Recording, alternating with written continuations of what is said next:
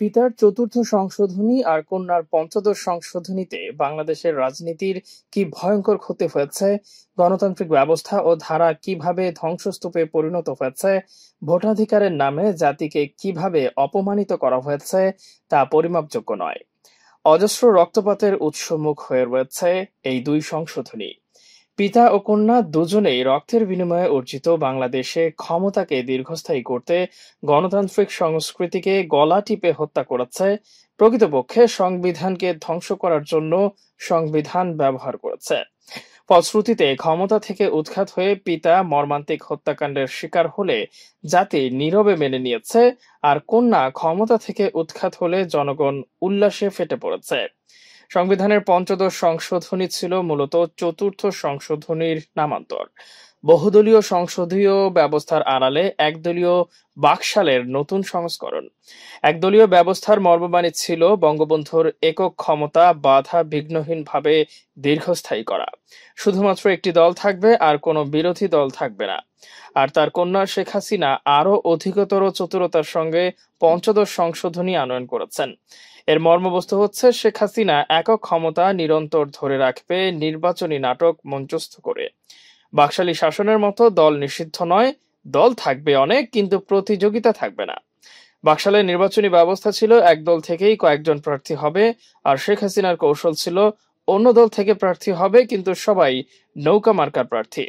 নির্বাচনের সময় একদলীয় বাকশালের সব প্রার্থী চূড়ান্ত করতেন বঙ্গবন্ধু, আর গত 10 বছর নির্বাচনের সময় আওয়ামী লীগ সহ বিরোধী দলের এবং স্বতন্ত্র প্রার্থীও শেখ হাসিনা চূড়ান্ত করতেন। ব্যালট পেপারে অনেক দলের প্রতীক থাকতো, কিন্তু সব প্রতীক নৌকা সমর্থিত।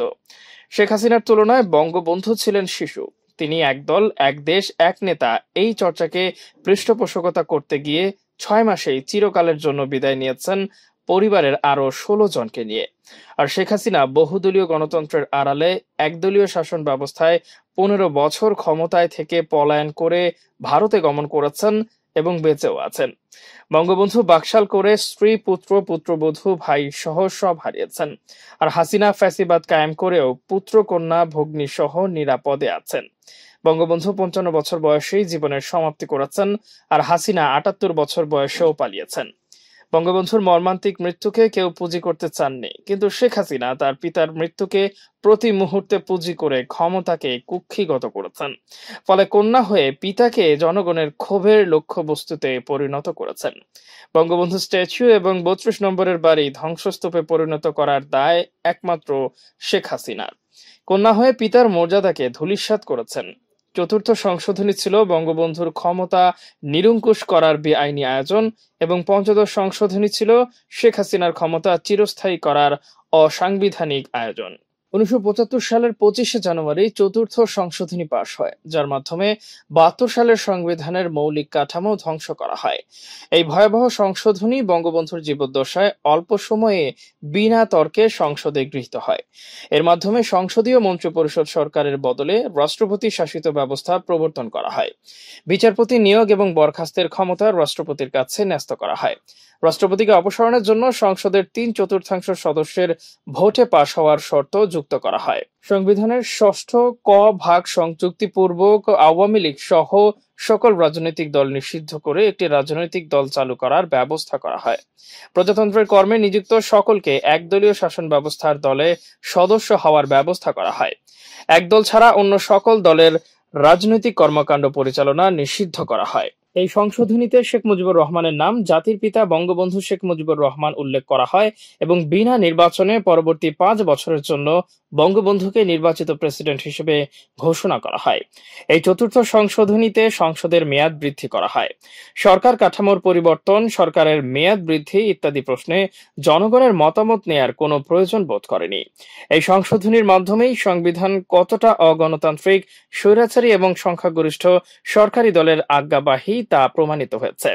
চতুর্থ সংশোধনোত্তর সংবিধান যে কাঠামোগতভাবেই গণবিরোধী তা ৭৫ সালেই উন্মোচিত হয়েছে। একদলীয় বাকশাল এবং সংশোধনীর ফলে ৭২ সংবিধানের মৃত্যু সংঘটিত হয়েছে। পঞ্চদশ সংশোধনীর মাধ্যমে ৫৪টি ক্ষেত্রে সংযোজন, পরিমার্জন ও পরিবর্তন আনা হয়েছিল। বহু অনুচ্ছেদ সংশোধনের অযোগ্য বা অপরিবর্তনীয় হিসেবে ঘোষণা করা হয়েছে। পঞ্চদশ সংশোধনী সংবিধানের সার্বভৌমত্বকেও ধ্বংস করে দিয়েছে, যা আইনের দৃষ্টিতে অবৈধ। বাকশালের নবতর সংস্করণ পঞ্চদশ সংশোধনীর কিছু ধারা বাতিল হয়েছে। কি কি বাতিল হয়েছে দেখা যাক। হাইকোর্ট তত্ত্বাবধায়ক সরকার ব্যবস্থা বিলুপ্তি সংক্রান্ত পঞ্চদশ সংশোধনী আইনের ২০ ও ২১ ধারা সংবিধানের সঙ্গে সাংঘর্ষিক ও বাতিল ঘোষণা করে রায় দিয়েছেন। আদালত বলেন, ধারা দুটি সংবিধানের মৌলিক কাঠামোকে ধ্বংস করেছে। ওই দুটি সহ পঞ্চদশ সংশোধনী আইনের মাধ্যমে সংবিধানে যুক্ত ৭ক, ৭খ, ৪৪-২ অনুচ্ছেদ সংবিধানের সঙ্গে সাংঘর্ষিক ও বাতিল ঘোষণা করেছেন। এছাড়া সংবিধানের ১৪২ অনুচ্ছেদের গণভোটের বিধান বিলুপ্ত সংক্রান্ত পঞ্চদশ সংশোধনী আইনের ৪৭ ধারা সংবিধানের মৌলিক কাঠামোর সঙ্গে অসামঞ্জস্যপূর্ণ হওয়ায় বাতিল ঘোষণা করা হলো। ফলে দ্বাদশ সংশোধনীর ১৪২ অনুচ্ছেদ পুনর্বহাল করা হয়েছে। সংবিধানের পঞ্চদশ সংশোধনী মামলার ঐতিহাসিক রায়ে তত্ত্বাবধায়ক সরকার ব্যবস্থাকে সংবিধানের মৌলিক কাঠামোর অংশ করা হয়। ফলে সুষ্ঠু ও নিরপেক্ষ নির্বাচনের পথ সুগম হয়। এই সংশোধনের ফলে তত্ত্বাবধায়ক সরকার ব্যবস্থা পুনর্বহাল হলো, ফিরে এলো গণভোট। হাইকোর্ট যেহেতু পঞ্চদশ সংশোধনী আংশিক বাতিল করেছে, সেহেতু এতে চতুর্থ সংশোধনীর বা পঞ্চদশ সংশোধনীর কয়েকটি আত্মঘাতী ধারা বহাল রয়েছে। আমাদের ভিডিওটি ভালো লাগলে অবশ্যই আমাদের ইউটিউব চ্যানেলটি সাবস্ক্রাইব করে পাশে থাকা বেল আইকনটি বাজিয়ে দিন। এছাড়া আমাদের ফেসবুক পেজে লাইক দিয়ে পাশে থাকুন। ভিজিট করুন আমাদের ওয়েবসাইট। ধন্যবাদ।